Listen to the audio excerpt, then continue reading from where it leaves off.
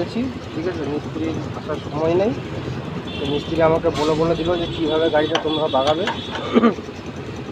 সেই পদ্ধতিতে আমি বাগানোর চেষ্টা করছি, দেখা যাক কী হয়, ঠিক আছে। তো তোমরা দেখতে থাকো, তোমাদেরও গাড়ি যদি ভবিষ্যতে কোনো কারণে রাস্তাঘাটে খারাপ হয় তোমরাও বাগিয়ে নিতে পারবে, ঠিক আছে। এই কয়েলগুলো নষ্ট হয়ে গেছিলো, তা এই কয়েল আমি এখন পাল্টাচ্ছি, তোমরা দেখতে থাকো।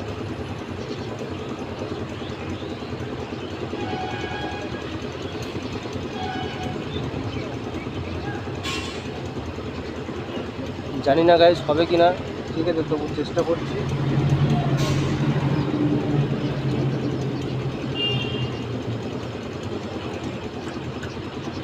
কারণ বসে থেকে আর চলছে না, ঠিক আছে। যা ছিল হাতে টাকা করে সব শেষ।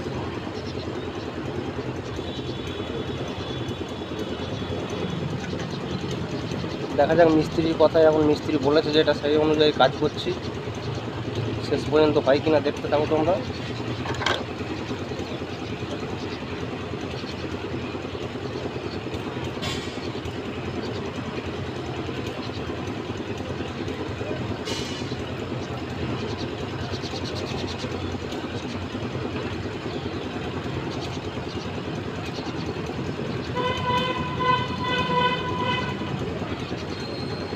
তোমাদেরও যদি গাড়ি কোনোদিন খারাপ হয় তোমরাও চেষ্টা করবে, যদি মিস্ত্রি না পাও, যদি রেঞ্জপত্র থাকে তোমাদের কাছে তোমরাও বাগিয়ে নিতে পারবে।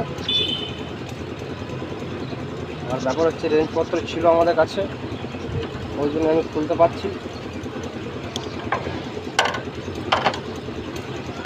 আর এটা তো আমার ট্রলি গাড়ি, এটা তো নিয়ে যাওয়া ঠেলে সম্ভব নয়।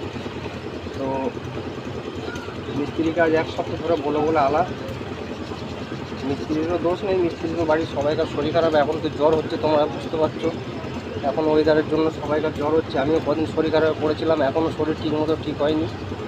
আর দ্বিতীয় কথা হচ্ছে আমাদের বাড়িতেও সবাইকার জ্বর,